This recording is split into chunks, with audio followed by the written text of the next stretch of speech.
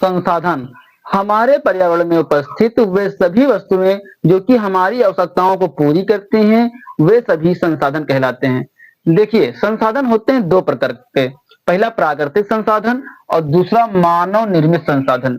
अब मानव निर्मित अर्थात ऐसे संसाधन जो कि मानव के द्वारा बनाए गए हों, जैसे कि मोटरसाइकिल हो गया, फोन, कलम आदि। ठीक है, ये सब क्या है, मनुष्य के द्वारा बनाए गए हैं, इसीलिए इन्हें मानव निर्मित संसाधन कहते हैं।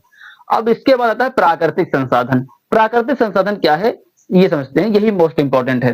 प्राकृतिक, अब प्रकृति को किसने बनाया? जो प्रकृति है इसको बनाया ईश्वर ने, अर्थात हमारी प्रकृति में उपस्थित वे सभी वस्तुएं जिनको मनुष्य ना बना पाए, मनुष्य अपने हाथों से ना निर्मित कर पाए, वे सभी संसाधन प्राकृतिक संसाधन के अंतर्गत आएंगे, जैसे कि जल हो गया, सौर ऊर्जा हो गया, ये सब।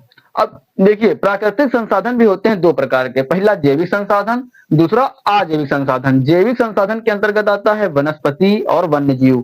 अब अर्थात जिसमें जान हो, जिसमें जान हो, जो जीवित हो, अर्थात वो आएंगे जैविक संसाधन के अंतर्गत। जैसे कि हमारे वनस्पति हो गई, तो वनस्पति में भी क्या है, पेड़ पौधे आएंगे। पेड़ पौधों में क्या होते हैं, जान होती है, और इनसे क्या मिलती है, हमें लकड़ी मिलती है। वन्य जीव से हमें दूध, दही, मांस, अंडा ये सब मिलेगा। तो ये सब आएंगे जैविक संसाधन के अंतर्गत। अजैविक संसाधन के अंतर्गत आता है नवीकरणीय संसाधन और अनवीकरणीय संसाधन। नवीकरणीय संसाधन ऐसे संसाधन होते हैं जो कि भविष्य में खत्म होने के लिए नहीं होते हैं, मतलब ये हमेशा के लिए होते हैं, ये खत्म नहीं होंगे।